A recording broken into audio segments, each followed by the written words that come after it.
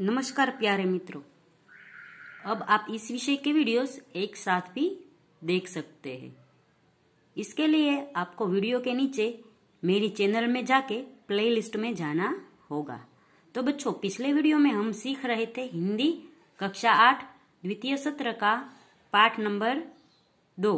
पाठ का नाम था कच्छ की सैर। उसका अभ्यास सीख रहे थे।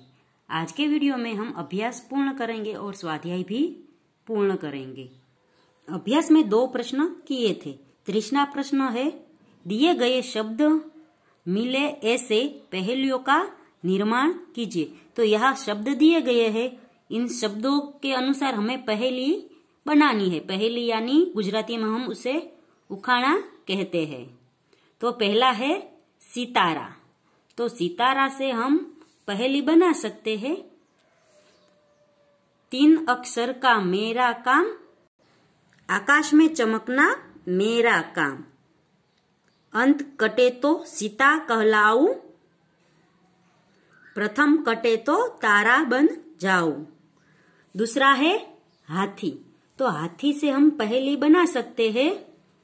गणपति जैसा मुंह है मेरा, काया खूब विशाल, सबसे बड़ा जानवर हूं मैं, मस्त है मेरी चाल।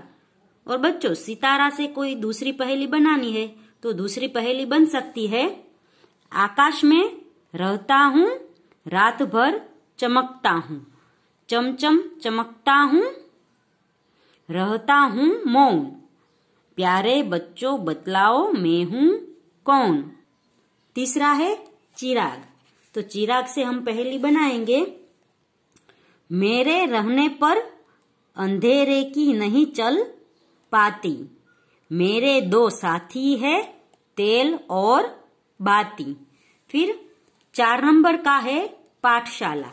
तो पाठशाला से हम बनाएंगे, ज्ञान का मंदिर हूँ, सरस्वती का घर हूँ, आओगे यदि मेरे पास, पाओगे विद्या का प्रकाश। आगे है स्वाध्याय। स्वाध्याय में पहला प्रश्न है, दिए गए शब्दों को शब्दकोश के क्रम में लिखिए। तो यहाँ पर शब्द दिए गए हैं, अभ्यास, विनय, संध्या, प्रगति, अभिवादन, महकना, संग्राम, शायर, हमदर्द और चिराग। तो इनको हमें है वो शब्दकोश के क्रम में लिखना है। शब्दकोश हमने है वो पहले सीख चुके हैं, तो हम है वो सीधे शब्दकोश के क्रम में लिखते हैं। तो सबसे पहले आएगा अभिवादन, अभिवादन के बाद आएगा अभ्यास, अभ्यास के बाद आएगा चिराग, और चिराग के बाद आएगा प्रगति, प्रगति के बाद महकना आएगा, महकना के बाद आएगा विनय, फिर शायर और संग्राम, आगे आएगा संध्या और हमदर्द। दूसरा प्रश्न है, इस पाठ में आए प्रशासकीय शब्दों की सूची बनाकर उनका वाक्य में प्रयोग कीजिए। तो इस पाठ में 4 शब्द आए हैं जो प्रशासकीय यानी हम है वो सरकारी कामकाज के लिए उपयोग में रहते हैं।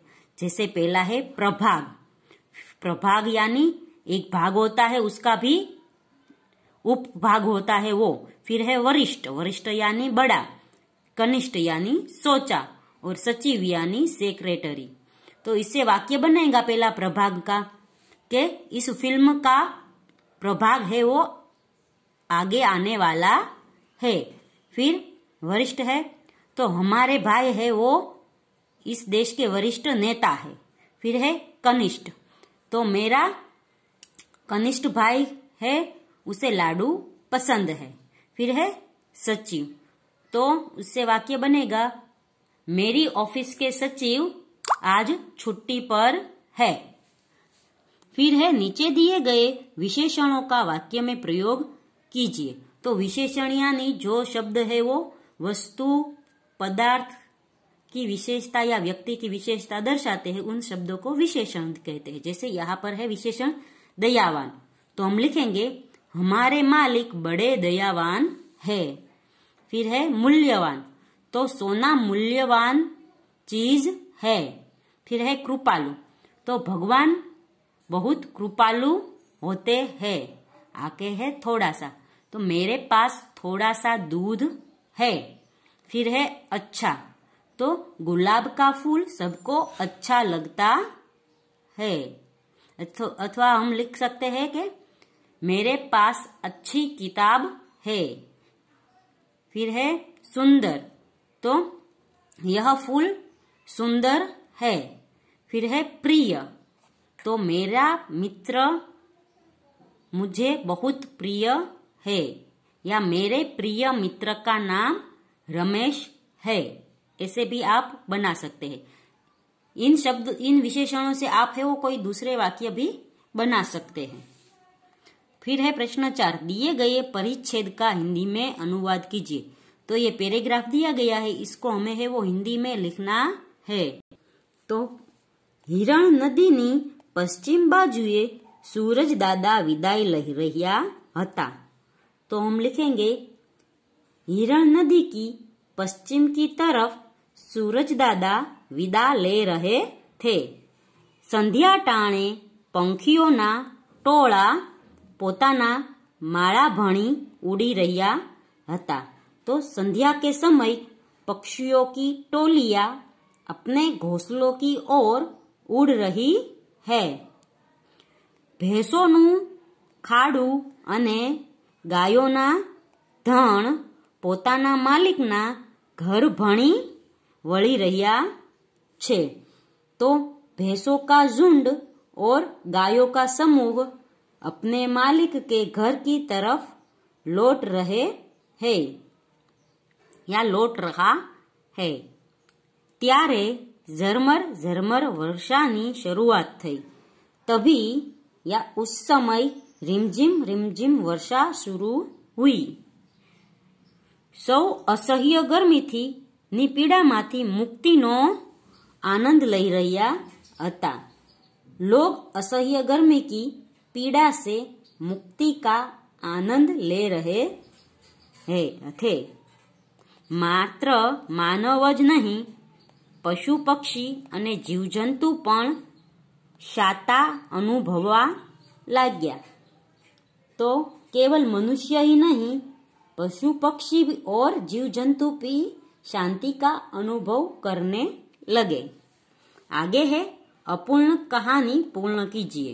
तो यहाँ पे कहानी के 3 लाइन लिखे हैं, हमें इस कहानी को पूरी करना है। एक गांव था, उस गांव में एक गरीब किसान रहता था। उनके 2 बेटे थे। बड़े बेटे का नाम रामू और छोटे बेटे का नाम। तो बच्चों यह कहानी है, उसे हम है वो कोई भी रूप दे सकते हैं।